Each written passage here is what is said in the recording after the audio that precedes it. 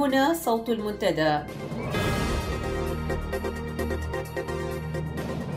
صوت المنتدى بث إذاعي يأتيكم يومي الأربعاء والسبت من كل أسبوع، ومن الساعة 8 إلى 9 مساء أيام الأربعاء، ومن 9 إلى 10 مساء أيام السبت بتوقيت إريتريا.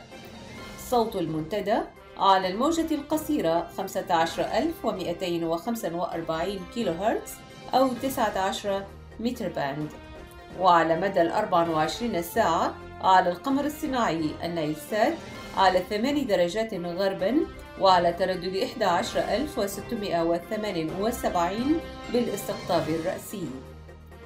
صوت المنتدى إعلام مستقل وحوار وطني بناء. صوت المنتدى.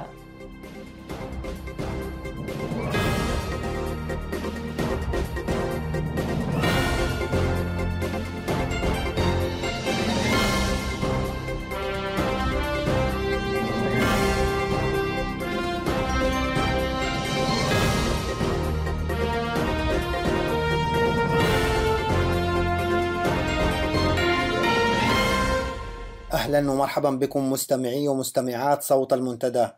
معكم في هذا المساء أنا صلاح محمد زين، ونستهل ساعتنا لهذا اليوم 16 من يوليو و18 من شهر رمضان المعظم بنشرة للأخبار تقرأها عليكم الزميلة آمال علي، ثم تليها بقراءة لما كتبه المناضل أحمد القيسي عن استشهاد مجموعة من المواطنين في ظروف مأساوية، كما تستمعون إلى تقرير تحت عنوان أرض صائبة وأرض مملوكة لأجيال قادمة، وهو عن تجاوزات النظام السافرة في شأن توزيع الأراضي. وتتخلل الساعة منوعات من الشعر والأغاني. متابعة طيبة أرجوها لكم.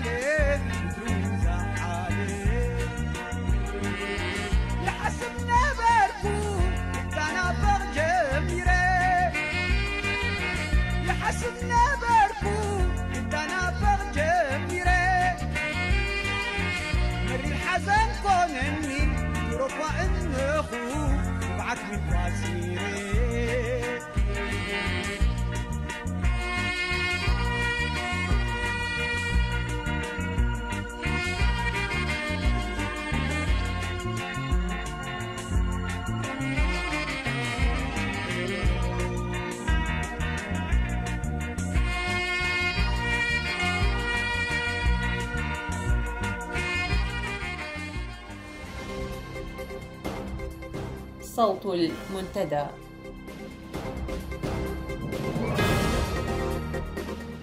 في عناوين الأخبار لهذا المساء: انقطاع الكهرباء في إريتريا على مدى 3 أسابيع.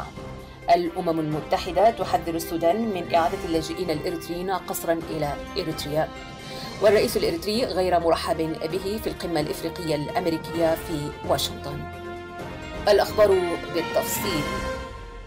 أفادت الأنباء الواردة من العاصمة أسمرة أن قطوعات الكهرباء وإمداداتها تواصلت لأسبوع ثالث على التوالي في عموم البلاد بسبب عطل في أنبوب التبريد في محطة حرقيغو الحرارية، مما أدى إلى لجوء المواطنين في المدن الكبرى إلى استخدام الشموع والفوانيس على ندرتها لإنارة منازلهم. ويذكر أن المحطة المذكورة تعمل بأقل طاقة لها لشح الوقود وغياب الصيانة اللازمة والقصور الحاد في الكادر البشري المعني بعمليات التشغيل والصيانة. وفي خبر ذي الصلة، قام النظام بوقف البث الأرضي للتلفزيون وبتقليص ساعات بث الفضائية الإريترية إلى 18 ساعة في اليوم بدلاً من 24 ساعة. وستستخدم المولدات الكهربائية التابعة لوزارة الإعلام في عمليات التشغيل. كما أفادت أنباء مؤكدة بوقف محطتي تقوية البث الفضائي في كل من بيت قرقيش وعشا قلقول من العمل بسبب انقطاع الكهرباء المستمر، مما أدى إلى حدوث خلل فني في المحطتين يصعب في الوقت الحالي إصلاحهما. كنتيجة مباشرة لحالة الظلام التي تقبع في العاصمة أسمرة، تفشت حوادث النهب والسرقات. كما أشارت مصادرنا من الداخل إلى تنامي تجارة بيع المولدات الكهربائية وغرق العاصمة في غابة من الضجيج. هذا وقد منعت السلطات بيع الوقود إلا عندما يعبأ في خزانات السيارات مباشرة، مما يشكل صورة من صور محاربة ظاهرة انتشار المولدات الكهربائية الخاصة. الأمم المتحدة تحذر السودان من محاولة الإعادة القسرية لطالبي اللجوء الإريتريين. قالت ميليسيا فليمينغ المتحدثة باسم الوكالة في مؤتمر صحفي لها بمقر الوكالة بجنيف أن الوكالة تشعر بقلق عميق إزاء الإعادة القسرية الأخيرة، خاصة ما حدث في شرق السودان في 30 من يونيو، حيث تمت إعادة 74 لاجئا عبر ممر اللف الحدودي بين السودان وإريتريا، وحسب المعلومات التي تلقيناها من سلطات السفر والهجرة. وأضافت إن طالبي اللجوء قد أدينوا بالدخول الغير شرعي إلى البلاد ولم يمنحوا الفرصة لتقديم طلبات اللجوء أو الاستماع إليهم من قبل السلطات المختصة. وقالت فليمينغ إن عمليات الترحيل ما هي إلا عمليات قمعية من قبل الحكومة السودانية، وقد تضع حياة وحرية المطرودين في خطر. وكانت الحكومة السودانية قد أجبرت في الأسابيع الماضية أعدادا كبيرة من اللاجئين الإريتريين للعودة إلى بلادهم. وقالت وكالة الأمم المتحدة للاجئين محذرة السودان أن عمليات الترحيل هذه تعتبر عملا قمعيا وانتهاكا خطيرا لاتفاقية اللاجئين لعام 1951 وقانون اللجوء السوداني لعام 2014. وأضافت: نحن نذكر الحكومة السودانية بالتزاماتها بموجب القانون الدولي وقانون الدولة، ونرجو من الحكومة أن تقوم بإجراءات اللجوء السليمة لهؤلاء اللاجئين. وأشارت بأن هذه ليست المرة الأولى التي يقوم فيها السودان بترحيل وإعادة اللاجئين إلى إريتريا، ولكنها تعتبر ظاهرة خطرة لأنها شملت أعدادا كبيرة من اللاجئين الذين وصلوا للتو ولم تتسنى لهم فرصة تقديم طلبات اللجوء إلى المفوضية المختصة. دعا الرئيس الأمريكي باراك أوباما قادة الدول الإفريقية إلى واشنطن لعقد قمة إفريقية أمريكية في أغسطس القادم باستثناء إريتريا. فقد أعلن البيت الأبيض أن الولايات المتحدة سوف تستضيف القمة في واشنطن في 5 و6 من أغسطس القادم 2014، وأن الولايات المتحدة تتطلع إلى مواصلة تعزيز العلاقات مع واحدة من أكثر المناطق حيوية وأسرعها نمواً في العالم. والدعوة التي تم استثناء الدكتاتور الإريتري منها شملت رؤساء 48 دولة إفريقية. وعلى الرغم من عدم توضيح إدارة الرئيس أوباما الأسباب التي أدت إلى عدم دعوة إسياس أفورقي لحضور القمة، إلا أن بعض المراقبين يرجح ذلك للسجل السيء للنظام الإريتري في مسألة حقوق الإنسان وكونه مصدرا لزعزعة الأمن والاستقرار في منطقة القرن الإفريقي. ورغم كل المحاولات التي بذلها النظام في الآونة الأخيرة لتبييض صورته في المحافل الدولية، إلا أن اللكمات المتوالية التي وجهت له أمام الرأي العام العالمي، والتي كان آخرها انتصار طالبي الحرية والعدالة من الناشطين الإريتريين في مجلس حقوق الإنسان للأمم المتحدة، قد حالت دون إحراز النظام أي تقدم في كل المحافل الدولية. نهاية النشرة.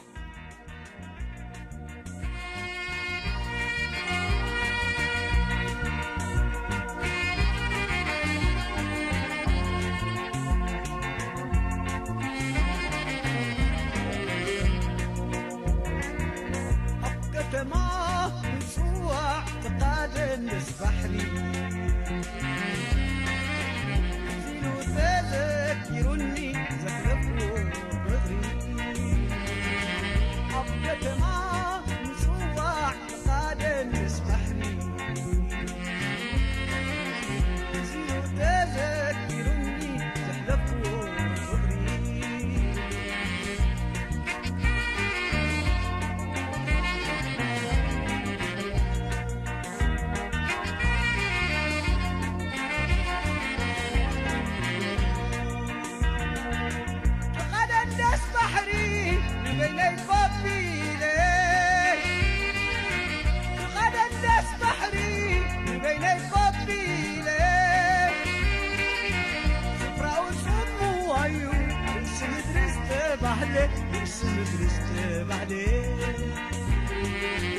أركبني بغري النخو أشكيلي أركبني بغري النخو أشكيلي عصابي تبتي أعمر يزالي أعمر يزالي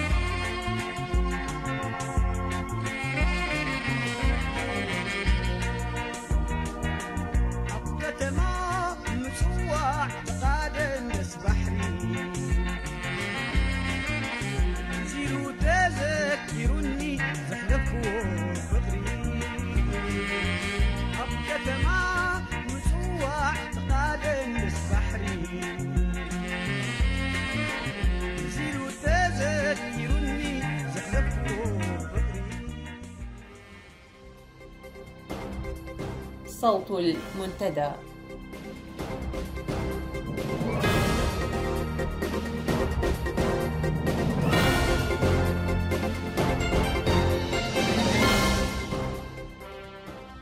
أعزائي المستمعين، وصل إلينا مؤخرا خبر مفاده أن مجموعة من المواطنين المعتقلين والذين ظلوا في سجون الطاغية إثياس لأكثر من 10 سنوات دون أي تهمة محددة ضدهم، وأنهم وبعد أن تم نقلهم إلى معسكرات مؤقتة قد لقيوا حتفهم أثناء محاولتهم الهروب من هذه المعسكرات.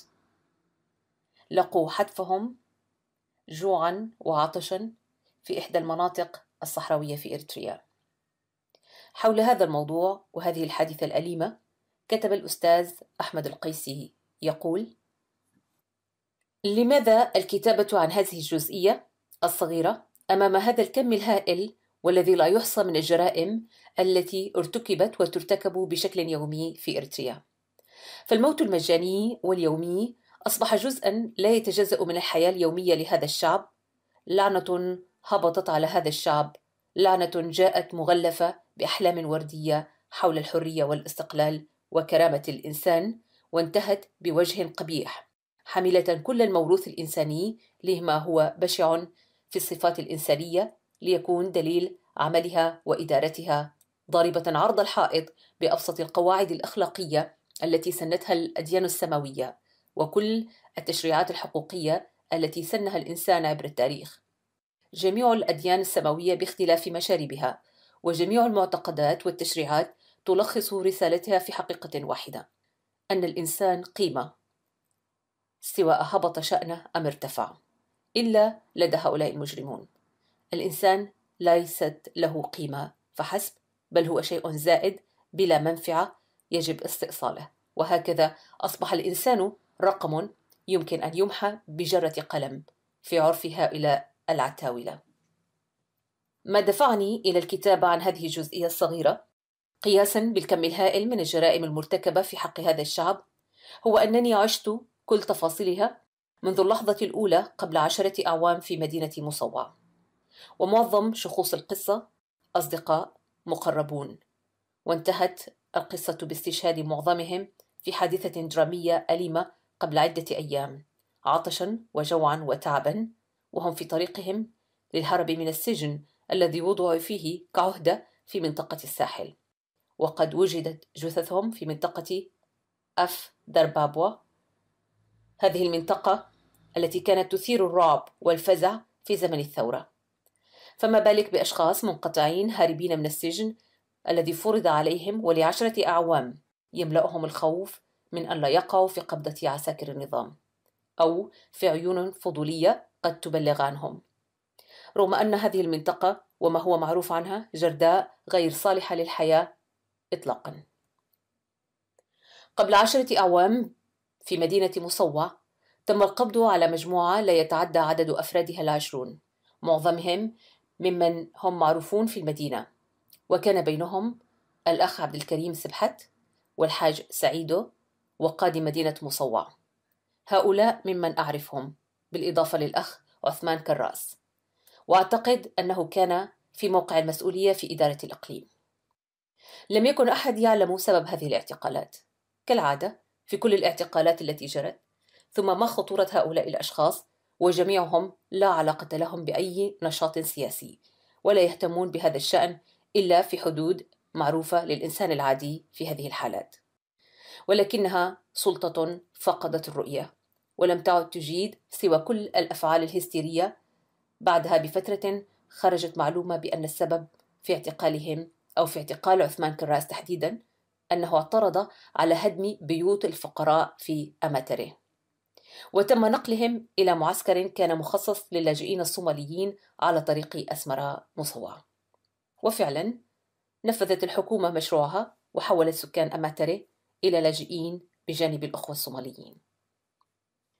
كانت سبب العلاقة مع الأخ عبد الكريم سبحت أن أقربائه وأبناء عمومته كانوا من أقرب الأصدقاء لي إبان الكفاح المسلح، وقد استشهدوا جميعا، ويمكن القول أنهم من الصناع الحقيقيين للجبهة الشعبية الحقيقية، وليست النسخة السيئة الذكر التي نراها الآن. وهؤلاء الشهداء وبالترتيب: الأخ أحمد شحيم استشهد في الحرب الأهلية، الشهيد طه قعدر استشهد في معركة عد قيح، الشهيد عيسى إدريس استشهد أيضا في الحرب الأهلية. وفوق هذا كله أن جميعهم من قرية مكعنلي، وهي القرية التي أنجبت هؤلاء الأبطال، وعلى رأسهم القائد أحمد هلال، والذي استشهد وكان استشهاده كارثة على مستوى الوطن كله، فقد كان الوحيد الذي يحمل مؤهلات أكاديمية عسكرية على مستوى الساحة آنذاك، وكان بحق يحمل الصفات القيادية النادرة في تلك المرحلة. واستمر الحال ولم نعد نسمع عنهم وعن سبب اعتقالهم، وبدأت مرحلة النسيان تطوي ذاكرة أو ذكرى هؤلاء المعتقلين، فقد مرت 8 أعوام، ومن يدخل سجون الدكتاتور فلا أمل في العودة، وما عليك للأسف إلا قراءة الفاتحة. عبد الكريم سبحت أب لأسرة من زوجة و4 أطفال، إلى جانب والدته ومجموعة من إخوانه، وهو المعيل الوحيد لهم، إلى جانب عدد من الأقارب يعيشون معهم، وهي عادة كريمة تنتشر بين أبناء العفر كشكل من أشكال التكافل الاجتماعي. واليوم وبعد هذه الجريمة إلى أين مصيرهم؟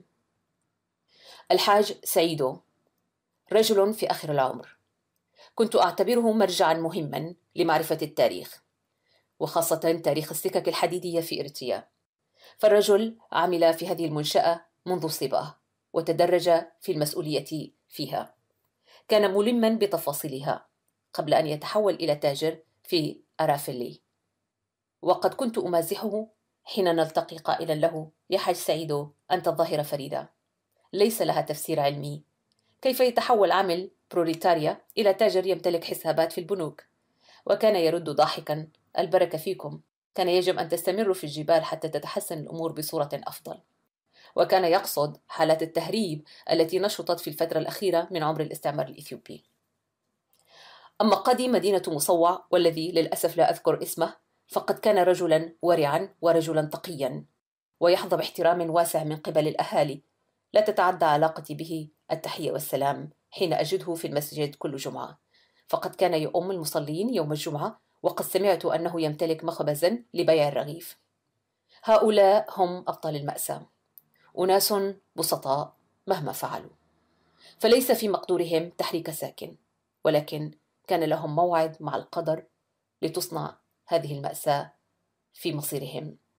في إحدى الأيام وقبل شهرين وردني اتصال هاتفي، وعندما أجابني صوت من الجانب الآخر يسأل عن حالي، وخلافة عن هذه المجاملات حين سألت من المتحدث مستفسرا، كانت الإجابة كالصاعقة: أنا عبد الكريم سبحت. تملكتني المفاجأة ولم أستطع الكلام، وفرحت ظانا أنه خرج من السجن. عبد الكريم سبحت قال: لا، نحن ما زلنا في السجن، ولكن في معسكر، وضعونا هنا عهدة قبل 5 سنوات وما زلنا ننتظر. المهم، قال لي ليس لديه وقت، وكان يريد أن يستشيرني في أمر الهروب. كانت مفاجأة حقيقية ولم أعرف ماذا أرد. حاولت أن أتمالك نفسي وسألته: كيف حصلتم على التليفون؟ قال: هذه قصة طويلة. طيب، هل أجروا معكم تحقيق؟ قال: لا، لم يسألونا أحد ولم يقدموا أي اتهام، فقط نحن سألنا القائد هنا في المعسكر عن وضعنا، وأجاب: أنا لا أعرف عنكم شيء، أنا استلمتكم أمانة، عهدة يعني الموضوع اللي جابكم ياخدكم. واسترسل بصورة من يحمل حزنا مكبوتا: نريد أن نهرب، لم نعد قادرين على الصبر. لم أدري ماذا أقول، واختصرت إجابتي بما معناه: أنتم أدرى بالظروف، وإن احتجتم إلى شيء أقدر عليه فأنا مستعد. انقطعت المكالمة، وبدأت في التفكير في أن الموضوع غير طبيعي. كنت أعرف أن هناك أساليب يلجأ إليها النظام حين لا يجدون أي تهمة يلصقونها بالمعتقلين. يبدأون في تسهيل أمور السجين، ومن ضمنها تسهيل اتصالاته خارج السجن، ويبدأون في تسجيل مكالماته لعل أنهم يجدون شيئا يمكن أن يصنعوا منه التهمة. إذن لقد أوقعوا الشباب في الفخ. وصلت إلى هذه النتيجة، ودارت الأيام حتى وصلني خبر الفاجعة بموتهم عطشا وجوعا وتعبا في صحراء دربابو، في محاولتهم للهرب من الظلم الذي وقع عليهم. والسؤال: هذه قصة عرفناها، وكم من القصص التي لم نعرف عنها بعد؟ هذا نظام تجاوز حد الظلم والاستبداد، لقد بلغ حالة ما نسمعه عن القرون الوسطى، وسيكون الحساب معه عسيرا بقدر ما حول حياة هذا الشعب إلى جحيم. لكم الرحمة يا شهدائنا، ولذويكم الصبر والسلوان، وللشعب الإريتري الهمة والتضحية للتخلص من هذا الظلم والهوان. تغمدكم الله بواسع رحمته. أحمد صالح القيسي.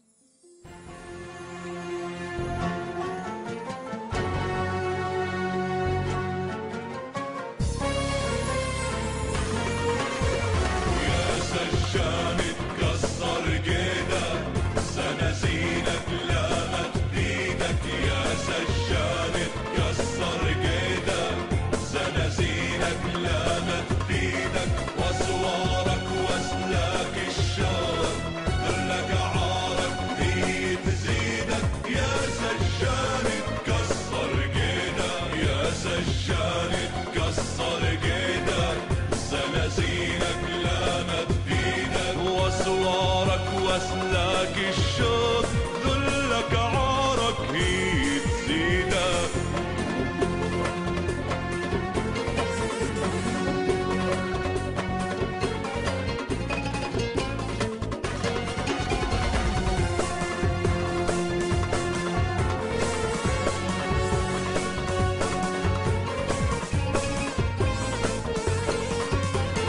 السجن جسمي وين تروح، روح الطارد فيك الروح، روح الطارد فيك الروح. اسجن جسمي وين تروح، روح الطارد فيك الروح. وحياة الدم المسفوح، وحياة الدم المسفوح، لاطلع لك في ليلة عيدك يا سجان تكسر جيدك، يا سجان تكسر جيدك. زنازينك لا ما تفيدك،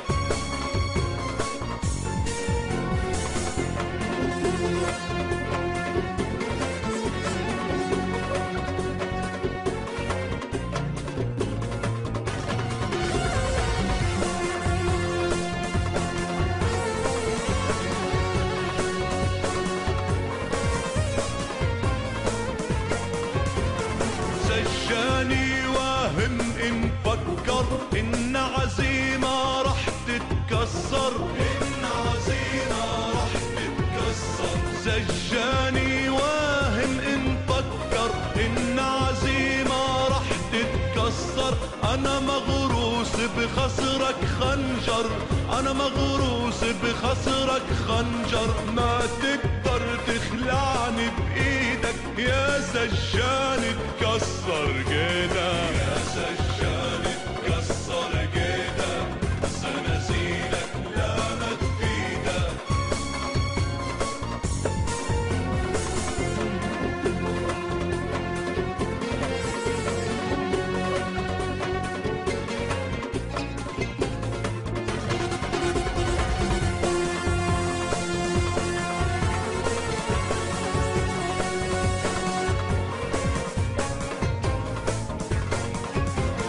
حجب الرمل السجن وأصنع، مقلاع ورشاش ومدفع، مقلاع ورشاش ومدفع. حجب الرمل السجن وأصنع، مقلاع ورشاش ومدفع. أنا طالع وضل توقع، أنا طالع وضل توقع. ناري تولع فيك بإيدك يا سجان تكسر قيدك، يا سجان تكسر قيدك. سنازينك لا ما تفيدك.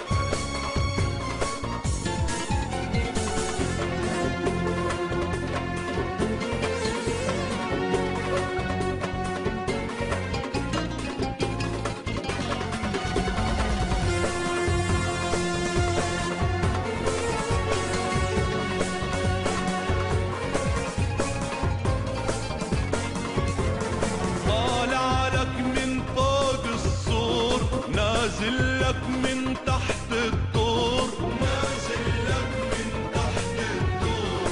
طالع لك من فوق السور، نازل لك من تحت الدور. عالباغي رح يجي الدور، عالباغي رح يجي الدور. هذا وعد استنى وعيدك يا سجان تكسر قيدك، يا سجان تكسر قيدك.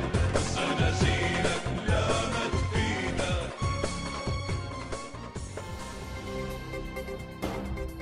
صوت المنتدى.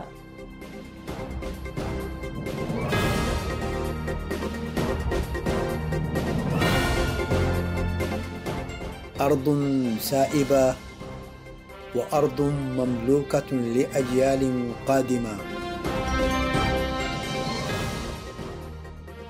أعلن وزير الأراضي والمياه والبيئة تسفاي قبر سلاسي عن إجراءات قانونية ستتخذ بحق كل من تصرف في الأرض الممنوحة له من قبل الدولة. جاء ذلك الإعلان في لقاء خاص عقده الوزير بمدينة أقردات حاضرة إقليم بركة، ولمكان الإعلان دلالته كما للإعلان مسبباته. في القراءة التالية نسلط الضوء على هذه القضية الحيوية والهامة، ونفند الأسباب التي أجبرت نظام أسمر على تشكيل لجنة وزارية عليا للنظر في قضايا حيازة الأرض والاستفادة منها، وانبثاق لجان إقليمية لذات المهمة، لكن بمحددات تذر الرماد على العيون وتجعل من الأسئلة الأساسية أطروحات ثانوية، كما تجعل من مزاولة المواطنين وممارستهم لحق الامتلاك جريمة يعاقب عليها القانون. وهنا تغيب المسألة الحقوقية، فتصبح لمناقشتنا مسارات كثيرة، منها المتعلق بالسلطة والقوانين، ومنها الخاص بحقوق المواطنين. حيازة أو ملكية الأرض قضية شائكة ومتشعبة الأصول والآثار، وهو ما انتبه له البعض في سنوات مبكرة من عمر ميلاد دولة إريتريا، وكان قلة ممن تولوا شأن الأراضي يدركون أنها مهمة مفخخة، ومن يقبل بها عليه تحمل كل التبعات المنسحبة على المنصب الذي لن يقبله إلا من شاء أن يمتثل لما يملى عليه فقط، وأن يلقي ضرورات المنطق وواجبات المواطنة عن نفسه قبل أن يلقيها عن مواطنيه.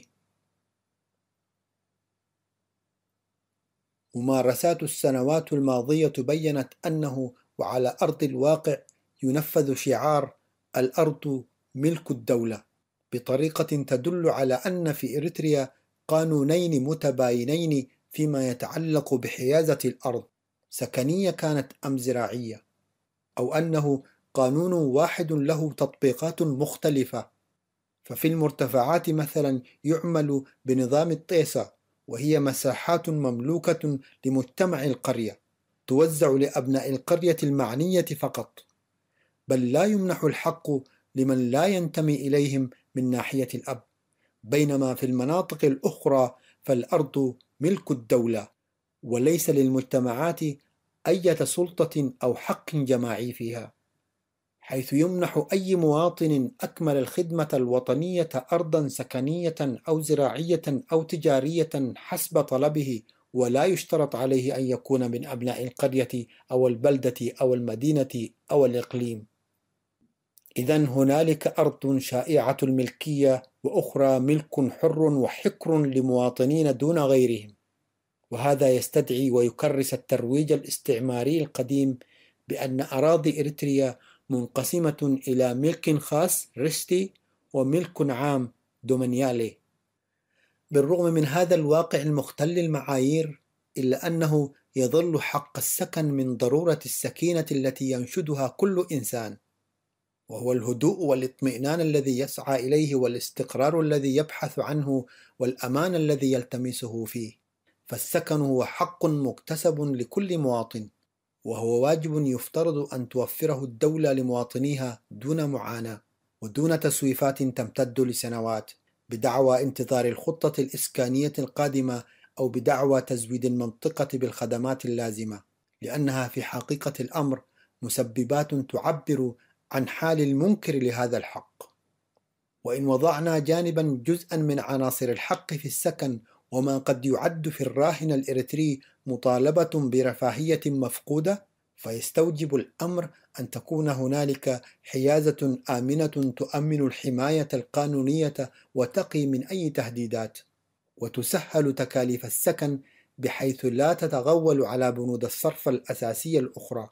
كما يجب أن تتوفر في السكن الصالح الحيز الكافي المانع للمخاطر الصحية، الملائم للمعطيات المناخية، المراعي للخصوصيات، والمعبر عن الهوية الثقافية للمجتمع. وهنا نذكر كمثال احتجاج أهالي مدينة أفعبت بإقليم الساحل على ضيق المساحة المقررة في مخطط امتدادات المدينة بالرغم من سعة الأراضي هناك، لكن ولأنه لم يراعى عامل الطقس والثقافة عندما نقل الماستر بلان أي الخطة السكنية العامة من مدينة أخرى، جاء الرفض من الأهالي وتبعه الإجراء العقابي، حيث أوقفت الحكومة توزيع الأراضي السكنية في أفعبت منذ العام 2004. وكذا الحال في مدن كرن ومصوع وأغردات وتسني بمنطق هذا أو الطوفان.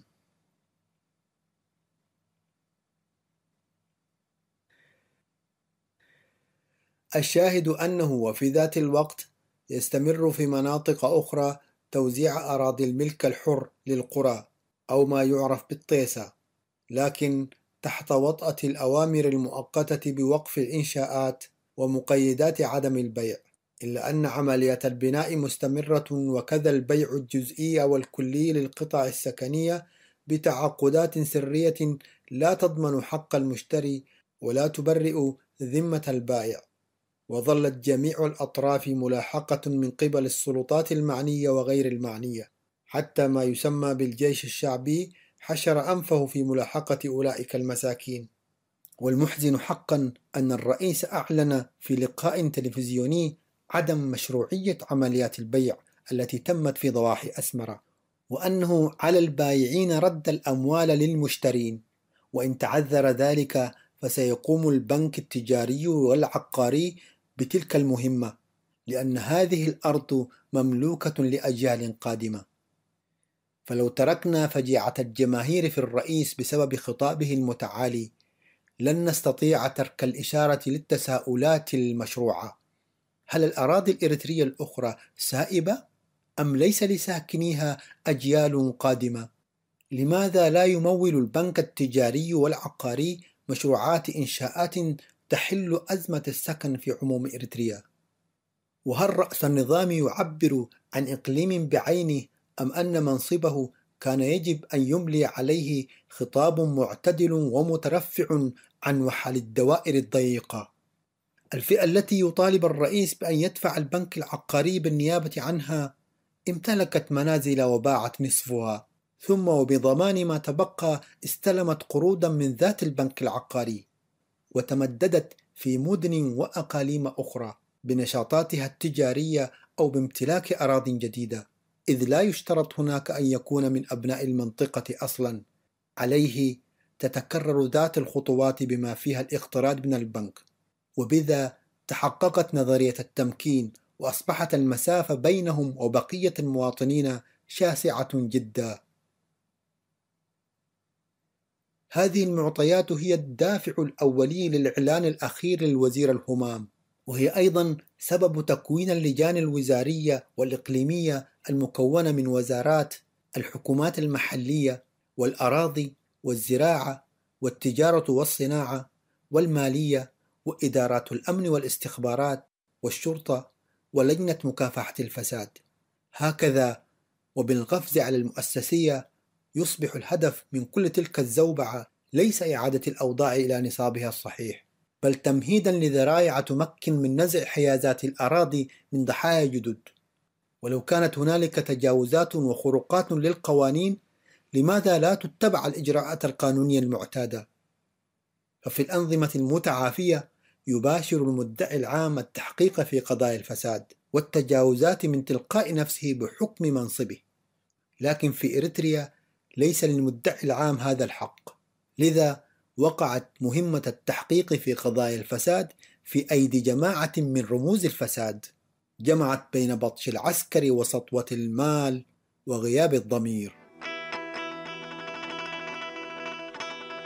أرحى خلو ودبات وراسي ماني خزين سقام قلاسي بحر خلو نابعي لحنباسي هزبي الري خلو تغالاسي بعالية هايمانو زسمري حق ندبا قدم زنبري كيحيدو موصبو زقبري كيحيدو موصبو زقبري ساما غال سوغي ساما غري الله خندو نحوى دكيري الله خندو نحوى دكيري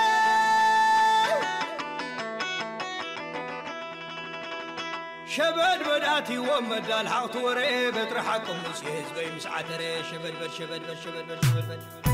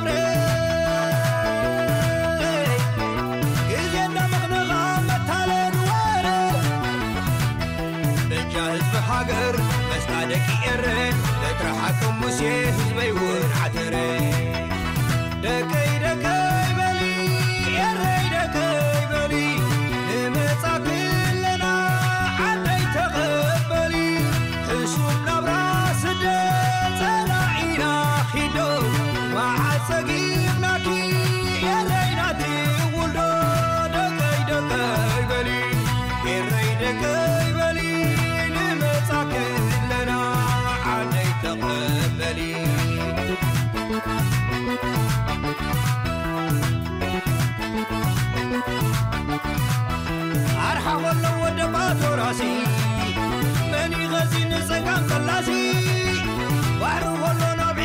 تقاسي حزبي الري كله تغالاسي كي تمرز بعلو تغريزو جيقنا حزب خسادو رقيزو عفات عقر حزب زوطني كيف الدينا زمانات هنا عشان بصح حبتا ودب بحرا هدم سزي حسن كي إريترا كعلا جداق ما يغسمرا بلبل بلبل بلبل من يسي تبقس بلبل بلبل بلبل بلبل من يسي تبقس بلبل شر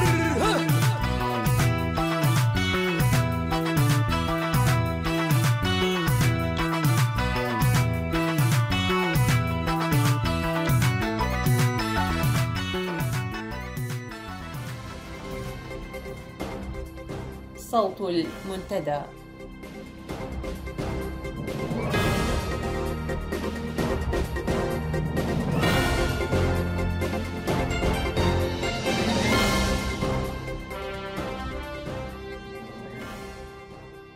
علمينا يا بلادي يا بلاد الصامدين، علمينا كيف نحيا في هواك ونغني للحزان البائسين، علمينا كيف نجتاز الصعاب ونداوي كل جرح في نفوس اللاجئين. ها هو الفجر الحبيب قد دنا رغم الأعادي، صدح الأفق نشيدا فوق ذاتك الروابي، وغدا حتما نعود لديار هي نور في القلوب. علمينا يا بلادي يا بلاد الصامدين، علمينا كيف نحيا في هواك ونغني للحزان اليائسين، علمينا كيف نجتاز الصعاب ونداوي كل جرح في نفوس اللاجئين.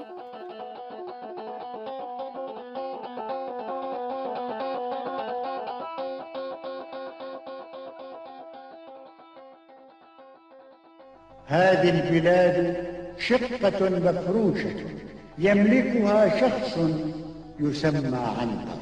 هذه البلاد شقة مفروشة يملكها شخص يسمى عنتر، يسكر طول الليل عند بابه ويجمع الإيجار من سكانه ويطلب الزواج من نسوانها ويطلق النار على الأشجار والأطفال والعيون والضفائر المعطرة. هذه البلاد كلها مزرعة شخصية لعنتر، سماؤها، هواؤها، نساؤها، حقولها المخضوضة، كل الشبابيك عليها صورة لعنتر، كل الميادين هنا تحمل اسم عنتر.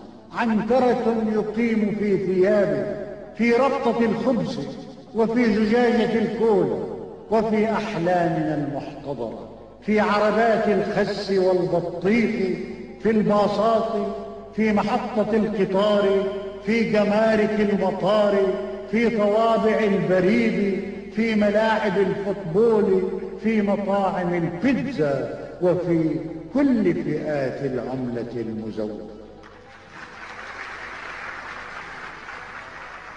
مدينة مهجورة مهجرة، مدينة مهجورة مهجرة، لم يبق فيها فأرة أو نملة أو جدول أو شجرة، لا شيء فيها يدهش السياح إلا الصورة الرسمية المقررة للجنرال عنتر في غرفة الجلوس، في ميلاده السعيد، في قصوره الشامخة البادغة المسودة. ما من جديد في حياة هذه المدينة المستعمرة، فحزننا مكرر وموتنا مكرر ونكهة القهوة في شفاهنا مكرر. فمنذ أن ولدنا ونحن محبوسون في زجاجة الثقافة المدورة واللغة المدورة، ومذ دخلنا المدرسة ونحن لا ندرس إلا سيرة ذاتية واحدة تخبرنا عن عضلات عنترة ومكرمات عنترة ومعجزات عنترة، ولا نرى في كل دور السينما إلا شريطا عربيا مضجرا يلعب فيه عنترة.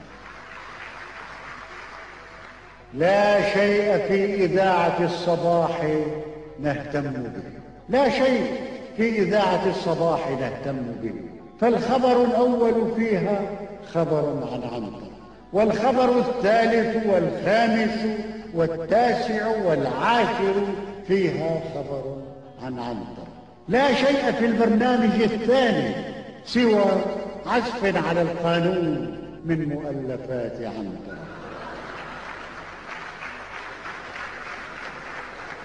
لا شيء في البرنامج الثاني سوى عزف على القانون من مؤلفات عنترة، ولوحة زيتية من خربشات عنترة، وباقة من أردأ الشعر بصوت عنترة. هذه بلاد يمنح الكتاب فيها صوتهم لسيد المثقفين عنترة، يجملون قبحه، يؤرخون عصره، وينشرون فكره، ويقرعون الطبل في حروبه الوطن. لا نجم فوق شاشة التلفاز إلا عنه، بقده المياس أو ضحكته المعبرة، يوما بزي الدوخ والأمير، يوما بزي الكادح الفقير، يوما على دبابة روسية، يوما على مجنزر، يوما على أضلاع جنبه.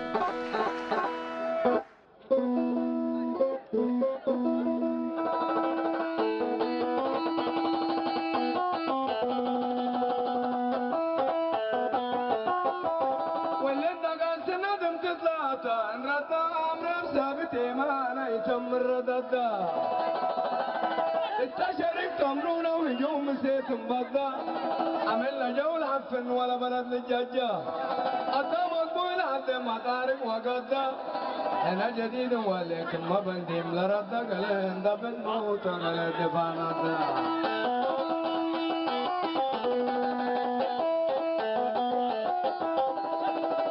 أمرا أبا مدد كم كل تعور بسيرت هنا دينا ريام توادام ندوغ سيرت هنا تمتم نساك دم بلدكيلت كميلي ليبين هاجي من بلدكيرت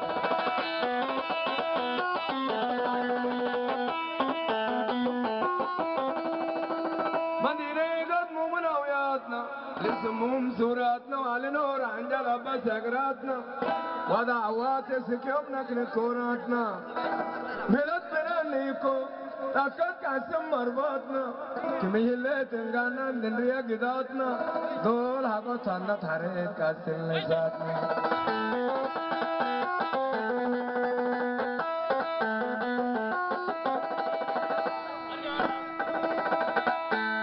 باما يتبور اسبوبي فجاي كده الاساسو أدام يوتات فاقدنا شيم لبشاشاتو ونوينات فاقدنا أبيات كل ثرواتو لذكرى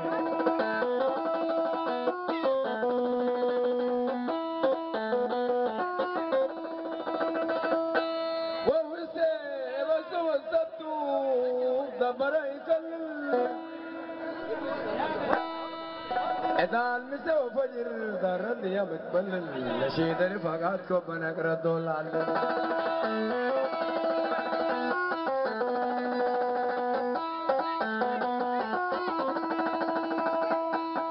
ليلي سرر كديو ليلي لسرر كديو ودكتوب انت دنك سكراتو ودال مدان تا كل الأمر سكراتو ودال مدان تا كل الأمر سكراتو عكا قنوالا تمم منوياتو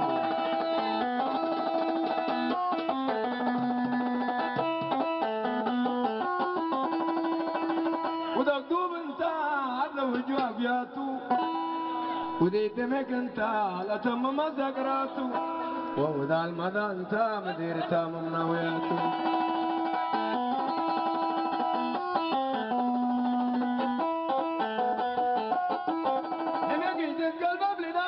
يتكبب موقف يم حددت لريكو يهبب ورس حلاجي من نار بتعبب لما يكرم انا برسبر جبب لما يكرم انا برسبر شبب شاكت بركان من عيون الجبب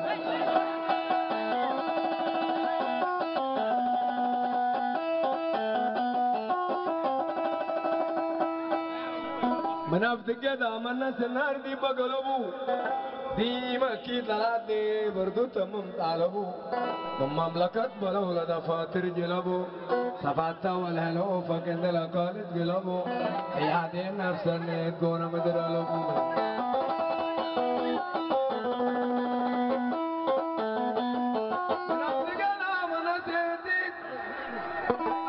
توما تعلم بنا بالقرام فارس بنا بالكونات فجر شهرت بنا فجر ورار وقومات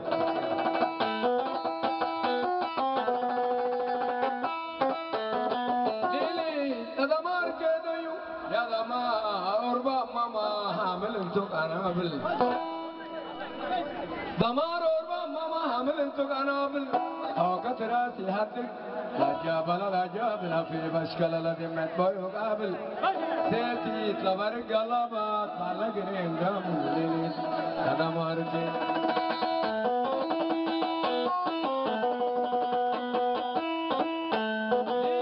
هذا مارك ديو يا ليلي هذا مارك ديو دل ظالمنا هنا قبل أطاعتنا فقر وعد فتنا قاتنا للي تنسبر ووينك نقول فردي تدلي قتل ليلي طول دمار كديو ليلي دمار كديو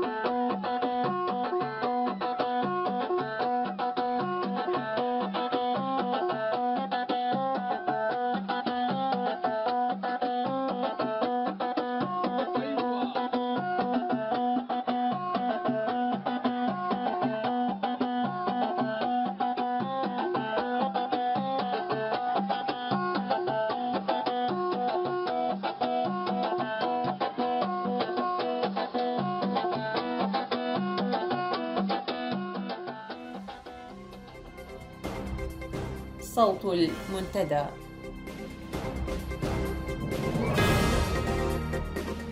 في عناوين الأخبار لهذا المساء: انقطاع الكهرباء في إريتريا على مدى 3 أسابيع.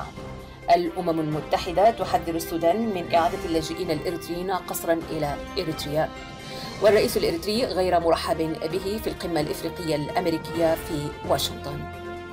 الأخبار بالتفصيل. أفادت الأنباء الواردة من العاصمة أسمرة أن قطوعات الكهرباء وإمداداتها تواصلت لأسبوع ثالث على التوالي في عموم البلاد بسبب عطل في أنبوب التبريد في محطة حرقيغو الحرارية، مما أدى إلى لجوء المواطنين في المدن الكبرى إلى استخدام الشموع والفوانيس على ندرتها لإنارة منازلهم. ويذكر أن المحطة المذكورة تعمل بأقل طاقة لها لشح الوقود وغياب الصيانة اللازمة والقصور الحاد في الكادر البشري المعني بعمليات التشغيل والصيانة. وفي خبر ذي الصلة، قام النظام بوقف البث الأرضي للتلفزيون وبتقليص ساعات بث الفضائية الإريترية إلى 18 ساعة في اليوم بدلاً من 24 ساعة. وستستخدم المولدات الكهربائية التابعة لوزارة الإعلام في عمليات التشغيل. كما أفادت أنباء مؤكدة بوقف محطتي تقوية البث الفضائي في كل من بيت جرجيش وعشا جلجول من العمل بسبب انقطاع الكهرباء المستمر، مما أدى إلى حدوث خلل فني في المحطتين يصعب في الوقت الحالي إصلاحهما. كنتيجة مباشرة لحالة الظلام التي تقبع في العاصمة أسمرة، تفشت حوادث النهب والسرقات. كما أشارت مصادرنا من الداخل إلى تنامي تجارة بيع المولدات الكهربائية وغرق العاصمة في غابة من الضجيج، هذا وقد منعت السلطات بيع الوقود إلا عندما يعبأ في خزانات السيارات مباشرة، مما يشكل صورة من صور محاربة ظاهرة انتشار المولدات الكهربائية الخاصة. الأمم المتحدة تحذر السودان من محاولة الإعادة القسرية لطالبي اللجوء الإريتريين. قالت ميليسيا فليمينغ المتحدثة باسم الوكالة في مؤتمر صحفي لها بمقر الوكالة بجنيف أن الوكالة تشعر بقلق عميق إزاء الإعادة القسرية الأخيرة، خاصة ما حدث في شرق السودان في 30 من يونيو، حيث تمت إعادة 74 لاجئا عبر ممر اللف الحدودي بين السودان وإريتريا، وحسب المعلومات التي تلقيناها من سلطات السفر والهجرة. وأضافت إن طالبي اللجوء قد أدينوا بالدخول الغير شرعي إلى البلاد، ولم يمنحوا الفرصة لتقديم طلبات اللجوء أو الاستماع إليهم من قبل السلطات المختصة. وقالت فليمينغ إن عمليات الترحيل ما هي إلا عمليات قمعية من قبل الحكومة السودانية، وقد تضع حياة وحرية المطرودين في خطر. وكانت الحكومة السودانية قد أجبرت في الأسابيع الماضية أعدادا كبيرة من اللاجئين الإريتريين للعودة إلى بلادهم.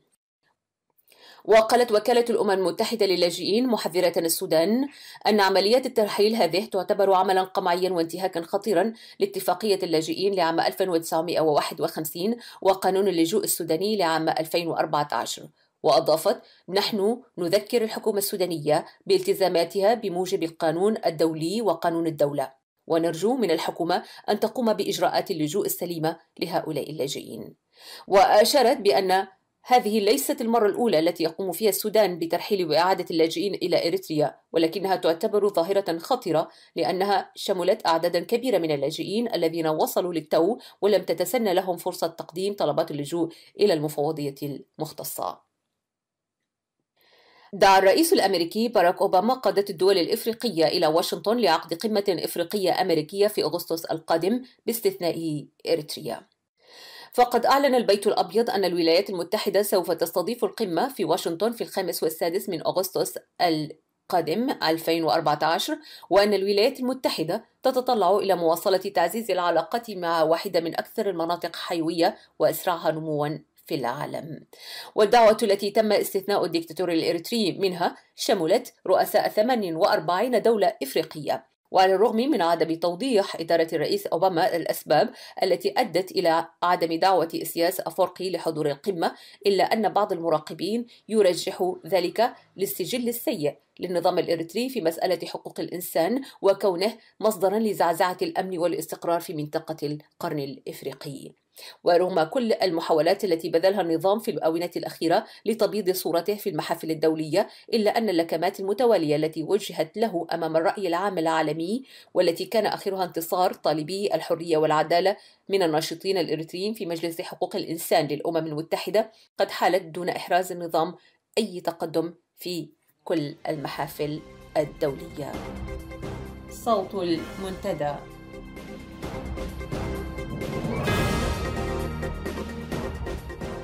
إلى هنا وصلنا وإياكم إلى ختام ساعة هذا المساء، وكان في صحبتكم زملائي يوسف بوليسي وأمال علي، وحتى نلتقيكم في ساعة جديدة يوم السبت المقبل بإذن الله. هذه تحياتي، أنا صلاح زين، إلى اللقاء.